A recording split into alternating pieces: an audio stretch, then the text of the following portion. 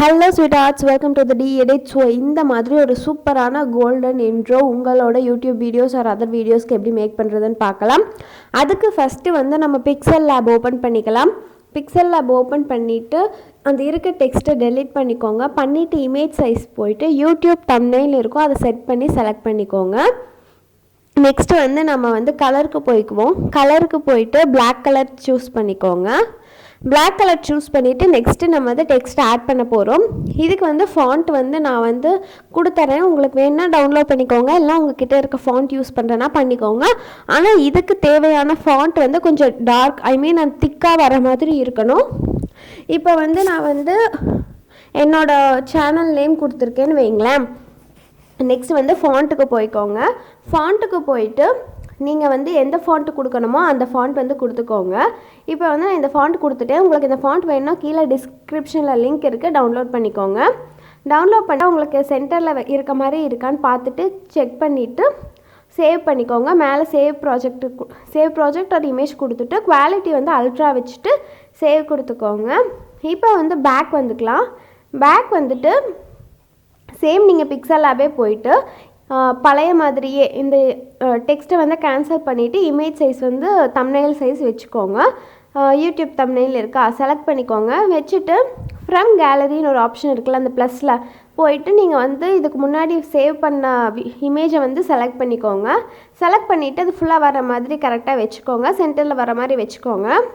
வச்சுட்டு கீழே பாருங்கள், அந்த சென்டர் ஆப்ஷனில் வந்துட்டு மூவ் பண்ணிகிட்டே வந்தீங்கன்னா இரேஸ் கலர்னு ஒரு ஆப்ஷன் இருக்கும். அதை செலக்ட் பண்ணி எனேபிள் பண்ணிட்டீங்கன்னா உங்களுக்கு வந்து அந்த கலர் ஒயிட் கலர் போயிடும், பேக்ரவுண்ட் வந்துடும். இப்போ வந்து நம்ம அந்த பேக்ரவுண்ட் வந்து டிரான்ஸ்பரண்ட்டில் வச்சுக்கலாம். ஃபோர்த் ஆப்ஷன் போயிட்டு டிரான்ஸ்பரண்ட்னு ஒரு ஆப்ஷன் இருக்குது பாருங்கள், அதை பண்ணிவிட்டு ப்ராஜெக்ட் இதை வந்து சேவ் பண்ணிக்கலாம். குவாலிட்டி வந்து அல்ட்ராவில் இருக்கணும். இமேஜ் ஃபார்மேட் வந்து பிஎன்ஜி இருக்கணும். போன இதில் வந்து ஜேபிஜே இருக்கணும். டிரான்ஸ்பரண்ட்டில் இருந்தால் பிஎன்ஜியில் சேவ் பண்ணுங்கள், இது எப்போவுமே எல்லாத்துக்குமே. ஸோ நெக்ஸ்ட்டு வந்து கைன்மாஸ்டர் வந்துக்கலாம். பிக்சல் லேபோட வேலை முடிஞ்சுது. அடுத்து கைன்மாஸ்டருக்கு வந்துக்கோங்க.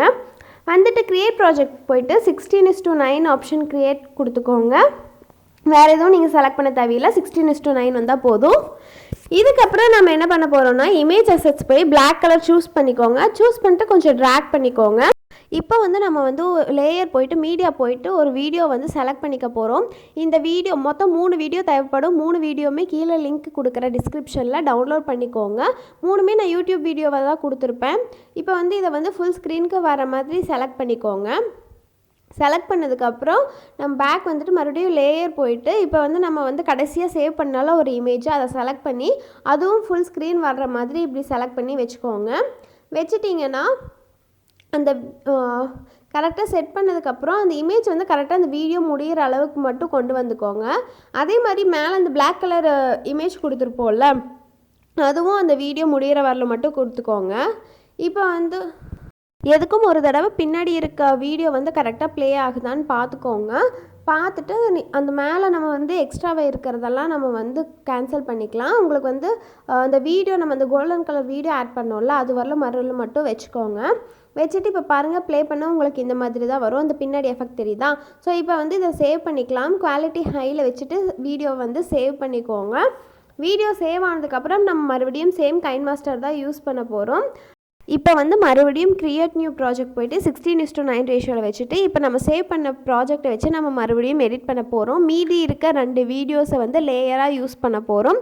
நம்ம வந்து முன்னாடி வீடியோலேயே அந்த 2ஐயும் யூஸ் பண்ணியிருக்கலாம் சேவ் பண்ணுறதுக்கு முன்னாடியே. அப்படி பண்ண முடியாது, ஏன்னா லேயர்ஸ் வந்து ஓவராக போகிறதால வீடியோ வந்து கிளியராக அவுட்புட் நம்மளுக்கு வந்து கிடைக்காது. ஒன்று ஸ்டக் ஆகலாம், இல்லை நிறையா ப்ராப்ளம்ஸ் இருக்கலாம், அதனால தான். ஸோ இப்போ சைடில் லெஃப்ட் சைடில் பார்த்தீங்கன்னா ஒரு சக்கரம் மாதிரி இருந்ததில்ல, அதில் செலக்ட் பண்ணிங்கன்னா இப்படி ஆடியோ வீடியோ எடிட்டிங் வரும்.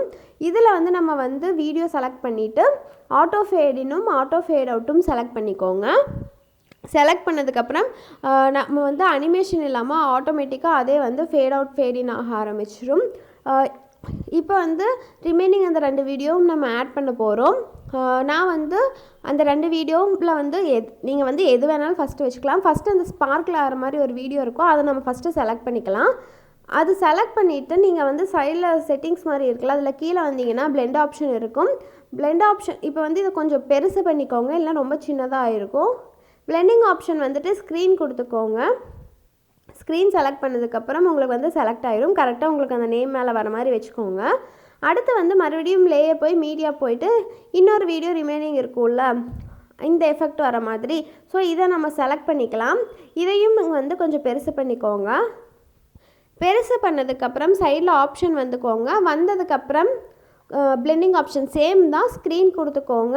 உங்களுக்கு வந்து வந்துடும். கரெக்டாக இப்போ வந்து இதை வந்து டெக்ஸ்ட்டு மேலே வர்ற மாதிரி நம்ம வந்து ப்ளே பண்ண போகிறோம். பார்த்தீங்களா, உங்களுக்கு வந்து இதில் கொஞ்சம் ஸ்லோவாக ஒர்க் ஆகிற மாதிரி தான் இருக்கும். ஆனால் நீங்கள் சேவ் பண்ணதுக்கப்புறம் நீங்கள் ப்ளே பண்ணி பார்த்தீங்கன்னா வீடியோ கரெக்டாக இருக்கும். இப்போ நான் வந்து இன்னும் கொஞ்சம் பெருசாக பண்ணிக்கிறேன். இன்னும் கொஞ்சம் பிக் சைஸ் கொண்டு வந்துட்டு இன்னும் கொஞ்சம் நல்லா பெருசாக நல்லா இது எஃபெக்ட் வர மாதிரி பண்ணிக்கிறங்காட்டி கொஞ்சம் நல்லா ஜூம் இன் பண்ணிக்கிறேன். நீங்களும் இந்த மாதிரி பண்ணுறனாலும் பண்ணிக்கோங்க, இல்லை இதுக்கு முன்னாடி இருந்ததே ஓகேனாலும் உங்களுக்கு இஷ்டம்தான். ஸோ வீடியோ அவ்வளோதாங்க, ஈஸியாக தான் இருக்கும். உங்களுக்கு புரிஞ்சிருக்கும்னு நினைக்கிறேன். இதில் வேறு ஏதாவது டவுட் இருந்தாலும் சொல்லுங்கள். இப்போ வந்து ஸ்பீடு, இப்போ வந்து நம்மளுக்கு வந்து முன்னாடியே முடிஞ்சிடங்காட்டி ஸ்பீடுங்கிற ஆப்ஷன் சூஸ் பண்ணிவிட்டு நம்ம வந்து 1க்கு கீழே கொண்டு போகிறப்போ அந்த ரெண்டுமே பார்த்திங்கன்னா வீடியோவை விட லைட்டாக கொஞ்சம் கம்மியாக முடிஞ்சால் போதும்.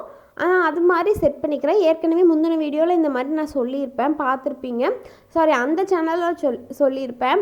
உங்களுக்கு புரிஞ்சிருக்கும்னு நினைக்கிறேன். புரியலைன்னா கீழே கமெண்ட்டில் சொல்லுங்கள். இந்த வீடியோ எப்படி இருக்குன்னு மறக்காமல் சொல்லுங்கள். பாய்.